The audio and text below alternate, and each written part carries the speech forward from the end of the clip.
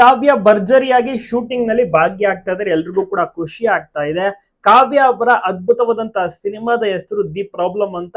ಈ ಒಂದು ಸಿನಿಮಾಗೆ ಕಾವ್ಯ ಅವರೇ ಹೀರೋಯಿನ್. ಹೀರೋ ಯಾರು ಇನ್ನ ಸಹ ಅದ್ರ ಬಗ್ಗೆ ಮಾಹಿತಿ ಇಲ್ಲ.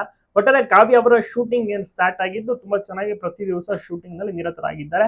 ಆ ಒಂದು ಸಮಯದಲ್ಲಿ ಅಭಿಮಾನಿಗಳನ್ನ ಸಹ ಭೇಟಿಯಾಗುವ ಮೂಲಕ, ಅಂದ್ರೆ ಅಭಿಮಾನಿಗಳು ಶೂಟಿಂಗ್ ಸೆಟ್ ಗೆ ಬರ್ತಾರಲ್ಲ, ಸೊ ಎಲ್ಲರೂ ಕೂಡ ಕಾವ್ಯ ಅವ್ರನ್ನ ಮೀಟ್ ಆಗ್ಬೇಕು, ಫೋಟೋ ತೆಗೆಸ್ಕೋಬೇಕು, ಸೆಲ್ಫಿ ತೆಗೆಸ್ಕೋಬೇಕು ಅಂತ ಮುಂದಾಗ್ತಾರೆ. ಸೊ ಅವರ ಜೊತೆಗೆಲ್ಲ ಫೋಟೋ ತೆಗೆಸ್ಕೊಂಡಿರುವಂತ ಅದ್ಭುತವಾದಂತಹ ಕ್ಷಣಗಳು ಇದು.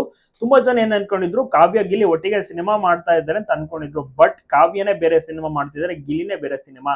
ಗಿಲ್ಲಿ ಮಾಡ್ತಿರುವಂತಹ ಸಿನಿಮಾ ಹೆಸರು ಪಳಾರ್ ಅಂತ, ಕಾವ್ಯ ಮಾಡ್ತಿರುವಂತಹ ಸಿನಿಮಾ ಹೆಸರು ದಿ ಪ್ರಾಬ್ಲಮ್ ಅಂತ. ಇಬ್ಬರದು ಕೂಡ ಬೇರೆ ಬೇರೆ ಸಿನಿಮಾ. ಯಾಕೆಂದ್ರೆ ಕಾವ್ಯ ಅವರೇ ಕನ್ಫ್ಯೂಷನ್ ಇದ್ದಂತ ಟೈಮ್ ಕ್ಲಾರಿಫಿಕೇಶನ್ ಕೊಡ್ತಾರೆ. ನಾನು ಪಳಾರ್ ಸಿನಿಮಾದಲ್ಲಿ ನಟಿಸ್ತಾ ಇಲ್ಲ, ಭಾಗಿಯಾಗ್ತಾ ಇಲ್ಲ, ನಾನು ಗಿಲ್ಲಿ ಜೊತೆ ಸಿನಿಮಾ ಮಾಡ್ತಾ ಇಲ್ಲ, ನನ್ನದೇ ಬೇರೆ ಸಿನಿಮಾ ಅಂತ ಕೂಡ ಕ್ಲಾರಿಟಿ ಕೊಡ್ತಾರೆ. ಸೊ ಎಲ್ಲದಕ್ಕೂ ಕೂಡ ಅಂದ್ರೆ ಕನ್ಫ್ಯೂಷನ್ ಇದ್ರೆ ಅದಕ್ಕೆಲ್ಲ ಬ್ರೇಕ್ ಆಗ್ತಾರೆ, ಫುಲ್ ಸ್ಟಾಪ್ ಬಿಡ್ತಾರೆ. ಒಟ್ಟಾರೆ ಕಾವ್ಯ ಈಗ ಸೂಪರ್ ಆಗಿ ಹೀರೋಯಿನ್ ಆಗಿ ನಟಿಸ್ತಾ ಇದ್ದಾರೆ. ಹಲವಾರು ಅಭಿಮಾನಿಗಳು ಸಹ ಅಲ್ಲಿ ಭೇಟಿಯಾಗಿ ಶೂಟಿಂಗ್ ಸೆಟ್ ಗೆ ಹೋಗಿ ತುಂಬಾನೇ ಖುಷಿ ಪಟ್ರು. ಕಾವ್ಯ ಅವರ ಸಿನಿಮಾವನ್ನು ಕೂಡ ಮುಂದಿನ ವರ್ಷದಲ್ಲಿ ನೋಡಬಹುದು. ಈಗಾಗಲೇ ತುಂಬಾ ಚೆನ್ನಾಗಿ ಶೂಟಿಂಗ್ ಸ್ಟಾರ್ಟ್ ಆಗಿ ಸುಮಾರು ಒಂದು 15 ದಿವಸಗಳಾಯ್ತು. ಜನರಿಗೆ ಇಷ್ಟವಾಗುವಂತ ಒಂದು ಸಿನಿಮಾವನ್ನೇ ಕಾವ್ಯ ಅವರು ಕೂಡ ಮಾಡ್ತಾರೆ ಅಂತೆ. ಲಾಸ್ಟ್ ಸಿನಿಮಾ ಅಂದ್ರೆ ಮೊದಲ ಸಿನಿಮಾ ಕೊತ್ತಲವಾಡಿ ಅಂತ ಮಾಡಿದ್ರು.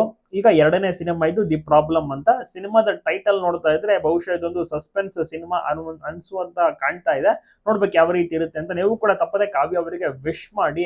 ಕಾವ್ಯ ನಟನೆ ತುಂಬಾನೇ ಚೆನ್ನಾಗಿರುತ್ತೆ. ಕೆಂಡೆ ಸಂಪಿಗೆ ಧಾರಾವಾಹಿಯ ಮೂಲಕ ಮನೆ ಮಾತಾಗಿದ್ರು. ಅದಾದ ಬಳಿಕ ಸಿನಿಮಾ ಸಿಕ್ತು. ಅದಾದ ಬಳಿಕ ಬಿಗ್ ಬಾಸ್ ನಲ್ಲಿ ತುಂಬಾನೇ ಮೋಡಿ ಮಾಡಿದ್ರು. ಅದಕ್ಕೆ ಕಾರಣ ಗಿಲ್ಲಿ ಮತ್ತೆ ಕಾವ್ಯ ಕಾಂಬಿನೇಷನ್ ತುಂಬಾ ಚೆನ್ನಾಗಿ ವರ್ಕ್ ಆಗಿ ಫಿನಾಲೆ ತನಕ ಇವರು ಕಾವ್ಯ ಅವರು ಬರ್ತಾರೆ.